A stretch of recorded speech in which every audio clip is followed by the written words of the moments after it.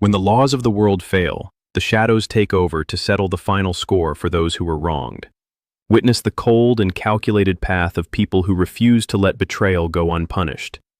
Hit subscribe now and watch how justice is truly served in the dark. The fluorescent lights in Conference Room B were humming at a frequency that had always bothered me. 28 years of Monday morning briefings in that room, and I never once mentioned it to anyone. That morning, I noticed it more than usual. I was sitting in my usual chair, second row, far left, closest to the door. Old habit from my first year as a junior structural engineer when I wanted a quick exit if the senior partners started arguing about load calculations. I'd kept the seat even after I became the person everyone else looked to when the argument started. Marcus Webb was at the podium. My boss's boss. A man I'd shared Thanksgiving stories with for over 2 decades. He was adjusting his tie the way he always did when he was uncomfortable, pulling at the knot from the left side, then straightening it, then pulling again. He didn't look at me once during the entire introduction. That was the first sign. I spent 28 years at Holloway & Drake Structural Engineering. I started as a field inspector in the Cincinnati office, fresh out of Ohio State with a civil engineering degree and a head full of textbook theory that had almost nothing to do with how buildings actually behaved in the real world. By year 3, I understood the difference. By year 10, I was the person they called when a project was in trouble. By year 20, I had personally overseen the structural assessment and retrofit design for 41 bridges across the Ohio River Valley, a portfolio that our firm used in every major proposal package we submitted to state and federal transportation departments. My name was in the introduction paragraph of those proposals. Every single one. That morning, Marcus was introducing someone else. Her name was Diane Kessler. She was 34 years old. She had an MBA from Northwestern and a background in infrastructure consulting, which is a phrase that sounds like structural engineering, but is actually something much closer to PowerPoint presentations about structural engineering. She had been hired as Chief Operations Officer 6 weeks earlier, reporting directly to our CEO, Gerald Holloway III, the founder's grandson, who had taken the helm 18 months ago after his father's retirement. Diane walked to the podium with the particular confidence of someone who has never been told no by anyone senior enough to matter. She thanked Marcus. She smiled at the room. Then she told 63 engineers and project managers that she was implementing a new operational framework to position Holloway & Drake for the next generation of infrastructure investment. I recognized the phrasing. It was from a consulting deck. I'd seen the template before. Then she said my name. As part of this transition, she said, we'll be restructuring how institutional knowledge is managed within the firm. Effective today, Daniel Marsh's role as Senior Director of Structural Assessment is being eliminated. The humming of the fluorescent lights got louder. Daniel's contributions over 28 years have been invaluable. She was still smiling. We wish him well in his next chapter. She moved to the next slide before anyone in the room had exhaled. My colleague Robert, who had worked alongside me for 16 years, turned to look at me from 3 seats away. His face was the face of a man watching a car accident happen in slow motion from the sidewalk, knowing there was nothing he could do, and that he would see it replaying in his mind for years. I picked up my yellow legal pad. I capped my pen. I stood up, pushed my chair back carefully so it didn't scrape against the floor, and I walked out. Diane kept talking. I didn't look back. My office, my former office, was on the 3rd floor. I took the stairs. I sat down at my desk and looked at the framed photograph on the bookshelf. My daughter Sophie in her softball uniform holding up the state championship trophy from her junior year of high school. She was 18 now, a freshman at the University of Michigan studying architecture. She told me last year that she chose architecture partly because she'd grown up watching me love what I did. I had spent the last 14 months calculating what it would cost to get her through 4 years at Michigan without loans. I had a number. I had a plan. It assumed I would be employed. I started putting things into a cardboard box, the engineering reference manuals I'd annotated by hand over the decades, the stress analysis binder from the Maysfield Bridge project that we'd saved from a catastrophic design flaw in 2009, a coffee mug that said I solve problems that Robert had given me for my 20th work anniversary. Marcus appeared in the doorway about 40 minutes later. He was still adjusting his tie. Daniel, he said, I'm so sorry. I want you to know that I argued against Marcus. I kept wrapping the mug in a piece of paper. You don't need to do this. The severance package is generous. 3 months full salary, plus I know what 3 months looks like, I said. I've been here longer than the severance policy has existed. He stood in the doorway for another minute. I didn't fill the silence for him. He eventually said he hoped we'd stay in touch, and then he left. And I understood at that moment how few real friendships I had actually built at work versus how many professional relationships I had mistaken for friendships. There's a specific kind of loneliness in that realization that I don't think you can fully understand until you're standing in your own office, putting your career into a cardboard box while 40 people you've worked alongside for decades are sitting in a conference room pretending the last 5 minutes didn't happen. I carried the box to my car. The parking lot smelled like rain was coming. It was a Tuesday in March, cold and gray the way Cincinnati in March always is, and I sat in my car for a long time without starting the engine. I thought about a bridge, not a metaphor, an actual bridge. The Henderson Crossing, a 1,400-foot span over the Ohio River that I had been the lead structural engineer on for the past 3 years. It was the largest project in Holloway and Drake's history. The state of Kentucky and the state of Ohio had jointly commissioned it after the old bridge was flagged for critical deterioration. The estimated construction value was $380 million. The design was 87% complete. In my head, I carried every load calculation, every soil report, every variance we'd negotiated with the Army Corps of Engineers.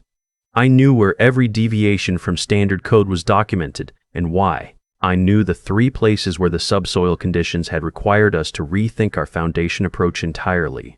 No one else at the firm had been in every meeting. No one else had read every report. I started the engine and drove home. The weeks that followed had a particular texture that I think anyone who has been unexpectedly unemployed in their 50s will recognize. Mornings were productive. I updated my resume, reached out to former colleagues, called my contact at the Ohio Department of Transportation who I'd worked with on 6 projects over 15 years. I applied to 4 firms in the first week. I felt purposeful. Then the afternoons would come. The silence of the house, the refrigerator running. The sounds of a neighborhood going about its business while you sit at a kitchen table trying to locate the version of yourself that existed before last Tuesday. Sophie called every few days. I told her everything was fine. She was perceptive enough to know it wasn't and kind enough not to push. My brother Dave, who runs a hardware store in Dayton, called every week. He didn't offer advice. He just called. I valued that more than I could tell him. I had 3 interviews in the first month. All 3 went well. All 3 resulted in polite emails thanking me for my time. I was 53 years old and the industry had developed an appetite for younger engineers who came cheaper and could be shaped into whatever the new management frameworks required. My 28 years of experience were not the asset I had believed them to be. They were, to certain hiring managers, a liability. Someone who knew too much about how things had been done had a harder time accepting how things were going to be done going forward. I understood the logic. I did not find it comforting. About 6 weeks after I was let go, Robert called me. He sounded like a man speaking carefully in a room where he wasn't sure who was listening. "I'm not supposed to be telling you this," he said. "Then don't," I said. "The Henderson Crossing," he said. I waited. Diane brought in an outside firm to complete the design. "Cut costs," she said. "The new team has been going through your files for 3 weeks. He paused. "Dan, they can't find the Bracken Ridge subsoil variance documentation, the Army Corps deviation justification, any of it." I set down my coffee. "The Army Corps approval was conditional," I said. "It referenced a specific geotechnical addendum. If that addendum isn't in the project file, the approval is technically unsubstantiated. They can't use it." "I know," Robert said. "The new team doesn't know where to look. They don't know what they're looking for." I understood what he was telling me. The Henderson Crossing had a submittal deadline for the final design package to the state transportation departments.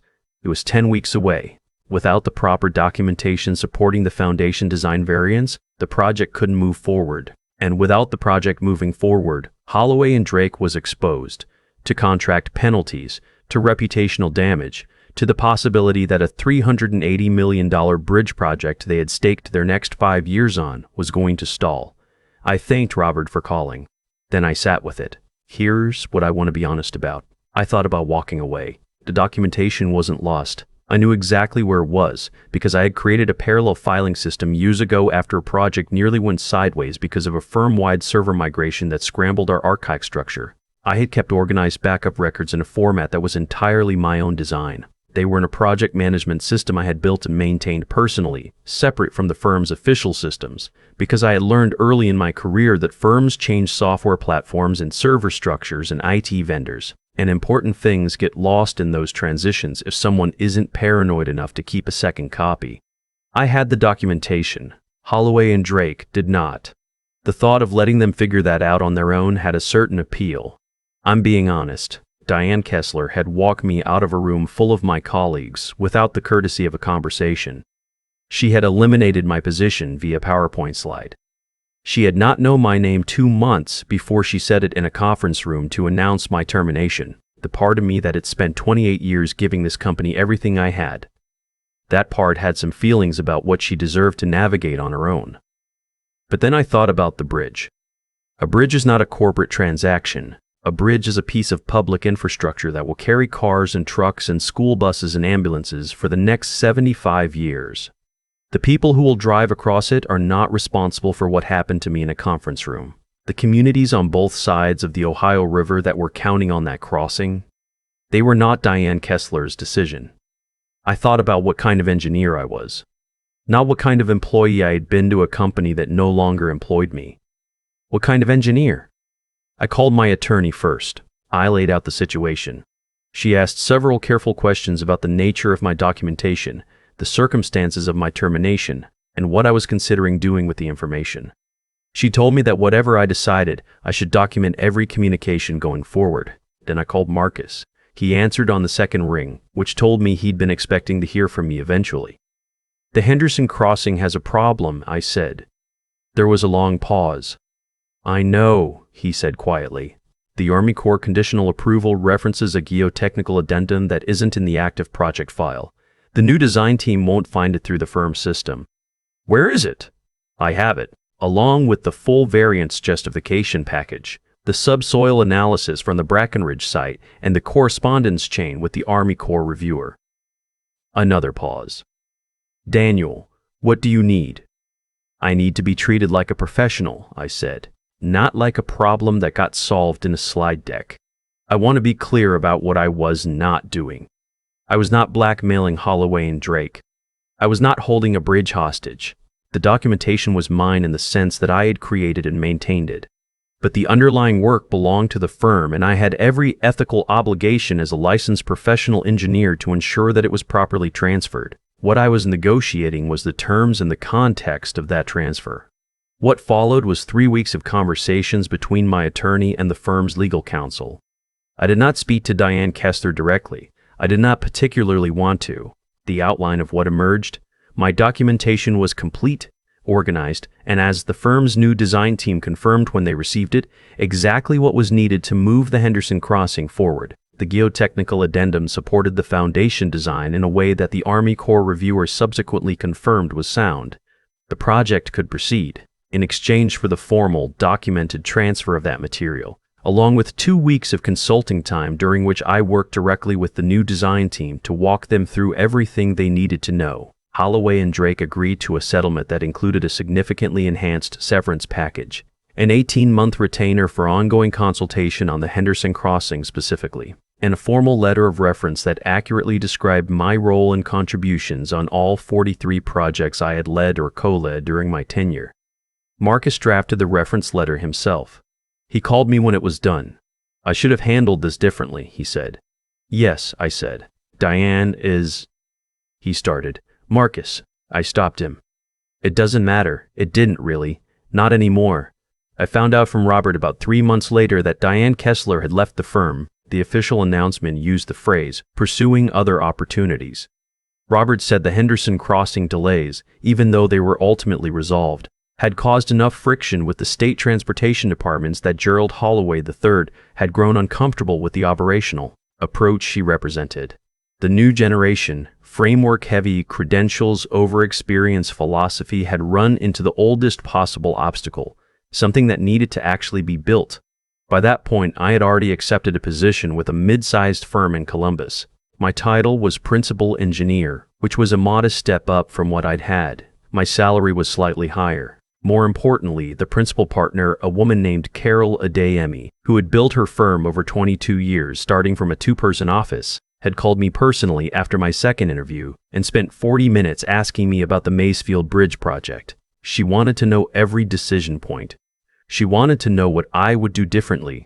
She wanted to understand how I thought. No one at Holloway & Drake had asked me that question in at least a decade. On my first day at the new firm, I set up my office. I put Sophie's photograph on the bookshelf. I put the annotated engineering manuals on the shelf above my desk.